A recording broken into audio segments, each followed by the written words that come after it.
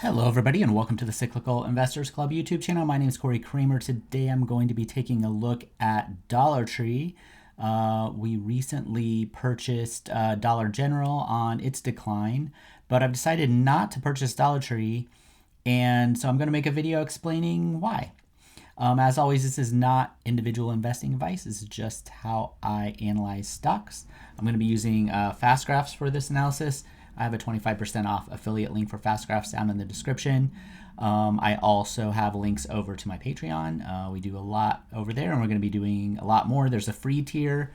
So if you don't want to miss out on any of my YouTube videos, because of just the regular YouTube algorithm, that Patreon free tier is a good place where you can make sure you see all the videos that I actually make, which is almost every day now. All right, with that, let's get into Dollar Tree. So I usually like to start with a couple things. One, I like to look at the historical earnings pattern. And then if I've owned the stock before, usually I like to kind of talk about that a little bit for some context on where we're at. If we look at the historical earnings, they've grown pretty well. If you go back 20 years, there was a downturn in 2016. This might have been around the time they purchased Family Dollar. I didn't double check that, but for the most part, earnings have been rising during this time until we get around COVID, and then things get choppier, right? So we'll take a look at that in a minute. Now, I've successfully owned and invested in Dollar Tree before, and I went back and double checked my dates on this before I came on. And I actually bought this during the middle of the March 2020 COVID decline. I've written like 4 articles on Dollar Tree for Seeking Alpha. One was after I had purchased it for the Cyclical Investors Club over on Seeking Alpha, which is my investment group there. Purchased on March 13th, so right there, and then took profits in November 2021. I think it was a couple days after this. So about this span here was where we owned it. I think the return was like 77% using the closing prices. So this is about right. So about an 80% gain, 42% CAGR over a couple years, or a little less than 2 years. And it took profits here. It went on to make a little bit higher highs here. And then now we have the stock price way down. I mean, it fell, well, let's just see how far off its highs it is. We're 60% off of those highs now. So I'm glad I took profits. If you watch the channel, you'll notice that I did have a buy video out on Dollar General earlier this week, who has experienced kind of a similar decline recently. And I was looking at Dollar Tree, I think it was last week actually, bought Dollar General. And then Dollar Tree reported earnings this week, and the stock collapsed similarly to Dollar General. This is going to be a relatively short video, but I'm going to talk about my reasoning behind not buying Dollar Tree this time. So if I shorten this time frame, like normally this is the time frame I would use, but when I notice a pattern that since basically the beginning of 2018 through what's going to be a rough year this year, that's a decent amount of time, right? 1, 2, 3, 4, 5, 6, 7 years. So this is a 7-year time period. If I shorten the graph to that time period, we get rid of these future. So that's a nice thing about fast graphs. What we see here is really earnings growth has been non-existent. Okay. So when I buy a stock, I want earnings. One of my primary requirements, I guess, is that I want the business to be able to grow earnings at a rate faster than inflation over the long term, including like I'm talking like collected earnings, right? So I would include this downturn in the earnings that I could collect. So like fast graphs will measure from point to point, but I would just say, look, how much money could I collect during this time if I own this business, minus any kind of share buybacks, and maybe I would take a look at changes in debt as well. But I want earnings to be growing over Now, if it's a very short period of time or there's some explanation for it, like 2020, we had actually this was in January 2020, so that wasn't even COVID. They were losing earnings.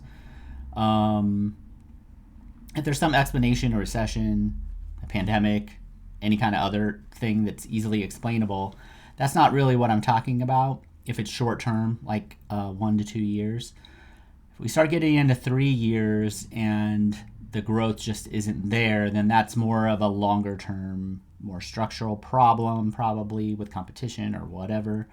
But ultimately, the truth is in the earnings, unless they're doing different things to kind of manipulate the earnings or something. So when I was considering buying it this time around, I looked at this, and I'll just use the fast. I think my earnings growth is flat; it's like 0.7%, and FastGraphs is at 1.52%. So we've had an average inflation rate during this time of probably 4%. So they aren't growing earnings faster than inflation over a considerable time period of 7 years.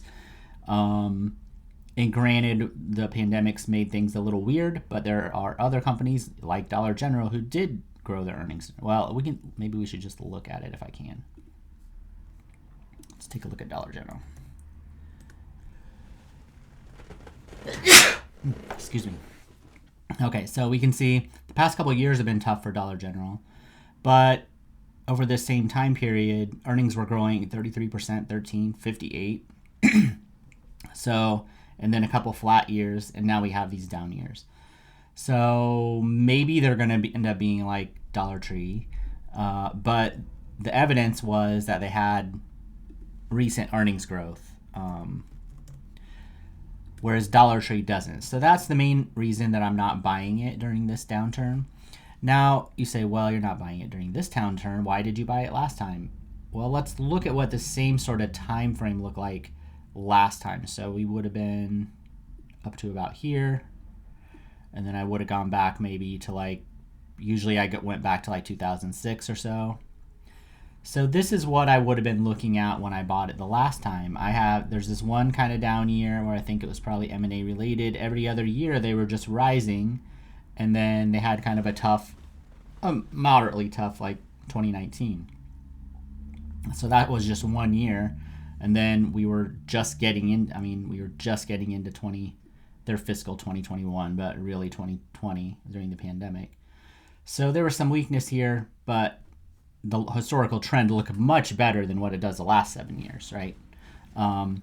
So that's why. That's the basic difference. So if I look at just my spreadsheet here, so I have their earnings growth. Once I adjust for buybacks and things like that, and those down years, I adjust for those. So 0.7%, still pretty close to the fast graph, really. Basically no earnings growth. Revenue growth looks okay, but not great. This is 3 years combined, so 6%. And then the market is valuing it pretty similarly to my growth rate, because this is a little more expensive than the S&P 500, the average S&P 500 stock right here. Most of them more like 5.5-ish, 5.3 to 5.5. So it's a little bit more expensive. The returns are expected to be a little bit less. That's using this earnings growth rate. So I can tell that's probably how the market's valuing it too. And so the way I think about it is, there's a bunch of other companies that have the ability to grow their earnings faster than inflation, that's at a similar valuation to Dollar Tree right now, after this decline even after this decline in price. So I want to buy the ones that are higher quality, at the same valuation or similar valuation to Dollar Tree. Rather than buying Dollar Tree. Now the only caveat to that is, if earnings grow faster than 1% or 2% going forward, analysts are saying 13, 14%, but who knows? They don't really know. Then the gains could be bigger, just like we experienced back here in 2020. So from 2020 through, and usually the market's forward-looking, right? So in the 3 forward-looking years after I bought it back then, earnings grew 19%, then 3%, then 24%. And the market could look forward and see they actually raised their prices this year about 20%, and that's how they were able to get that extra earnings. But the market looked forward and saw that coming. So they grew earnings pretty well during that time, and then of course since then they've fallen. If they do kind of similar to what they did here, and next year they grow earnings at 20% for a couple years in a row, the stock price will probably come back very strong, and you could probably get like a double out of it. But I haven't really seen the evidence during this time that, I have a lot of confidence that let's just say there's equal chance that could happen as there is earnings get worse, right? And earnings go down another year. So I think that's just kind of a toss-up, and I really want the odds to be in my favor, and I always want to have a high quality enough business that I know that they can raise prices or have pricing power, or cut costs or do whatever that they need to do in order to keep those earnings growing at a rate faster than inflation. So that's the long and short of it, and why I'm not buying Dollar Tree during this downturn. I'll still track it, and if they ever get earnings growth going again, then I'll figure out what a buy price might be for them at that point. But right now, it's just hands off and look for something a little higher quality. Thanks for watching. See everybody later. Bye.